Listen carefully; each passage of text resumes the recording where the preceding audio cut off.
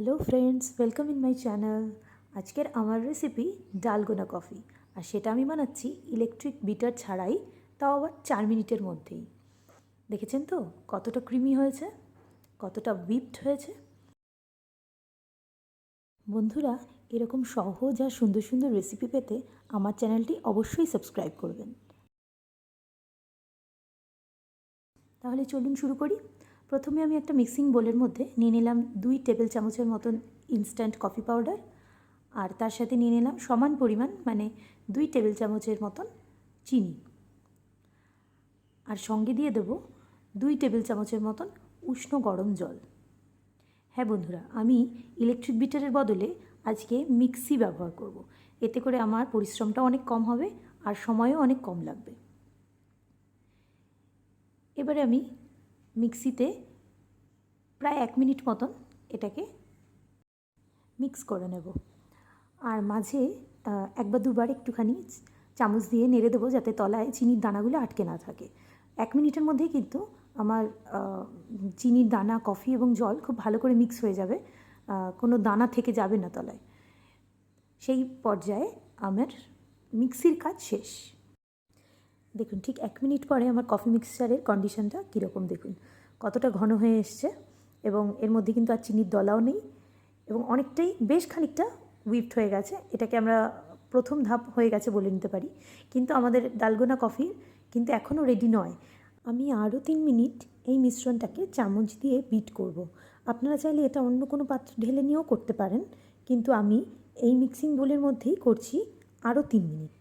আপনাদের মনের মধ্যে প্রশ্ন জাগতে পারে যে কেন আমি এই পর্যায়ে এটা হাতে করছি, কেন আমি মিক্সিতেই বাকিটাও কেন করছি না। আসলে ভালোভাবে হুইপিং করতে গেলে কিন্তু ঢাকনা খোলা পাত্রের দরকার হয়, যাতে বাইরের এয়ারটা মিশ্রণের মধ্যে ঢুকতে পারে। প্রধানত এটাই ইলেকট্রিক বিটার আর মিক্সির ডিফারেন্স। মিক্সিতেই আমার প্রথম ধাপটা হয়ে গেছিলো, তাই কিন্তু আর মোটে 3 মিনিটের মধ্যেই আমার এই মিশ্রণটি খুব ভালোভাবে হুইপ হয়ে যাবে, আমার পরিশ্রমটা অনেক কম হবে। দেখুন, আমরা দ্বিতীয় ধাপেও এসে গেছি।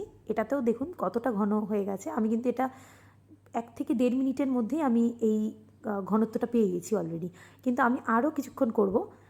বন্ধুরা, এই পুরো পদ্ধতিটা যদি হাতে আপনারা করতে চান তাহলে কিন্তু কমপক্ষে 15 মিনিট সময় লেগে যায়, এবং তাতে করে যেটা হয় যে স্বাভাবিকভাবেই সবাই ধৈর্য হারিয়ে ফেলে, এবং প্রথম ধাপ বা দ্বিতীয় ধাপে পৌঁছলেই ভেবে নেয় যে আমার হুইপিং করা কমপ্লিট হয়ে গিয়েছে, কিন্তু তৃতীয় ধাপ অবধি যাওয়ার ধৈর্য থাকে না।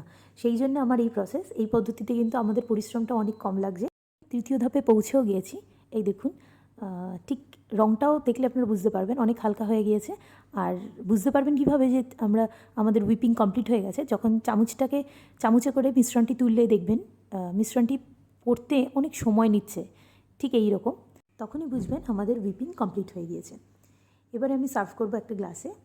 আমি যেহেতু কোল্ড কফি সার্ভ করতে চাইছি, সেই জন্য আমি একটু বরফের টুকরো নিলাম, আর এবারে দিয়ে দেবো ঠান্ডা দুধ। আপনারা চাইলে এটাকে হট কফি হিসেবেও সার্ভ করতে পারেন, সেক্ষেত্রে গরম দুধও ব্যবহার করবেন, তাতে হুইপিং নষ্ট হয়ে যাওয়ার কোনো সম্ভাবনা নেই।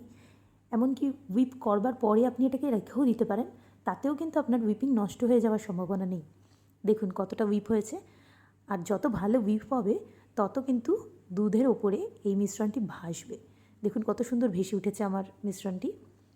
দেখুন, ঠিক এই রকম চামচ থেকে পড়তে সময় লাগছে মানেই আপনার হুইপিং একদম পারফেক্ট হয়েছে। আর এটা কিন্তু আমি বারবার বলছি, ঠিক 4 মিনিট সময়ের মধ্যে পুরোটা হয়েছে। 1 মিনিট মিক্সিতে আর 3 মিনিট আমি হাতে করেছি। খুব অবাক লাগছে না এটা ভেবে, কি ইলেকট্রিক বিটার ছাড়াই আমি 4 মিনিটে এতটা হুইপ করে ফেলেছি?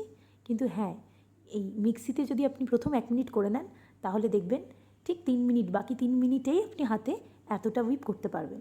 একবার আমার কথা শুনে করে দেখুন বাড়িতে, তাহলেই বুঝতে পারবেন। এবারে আমি একটু বাটারস্কচ সস দিয়ে ওপরে ডেকোরেশন করছি।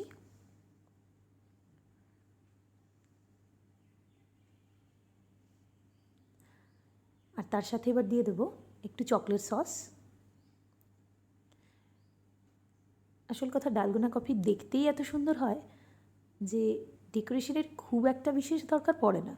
আপনারা চাইলে ওপরে ইনস্ট্যান্ট কফি পাউডার ছড়িয়েও ডেকোরেশন করতে পারেন।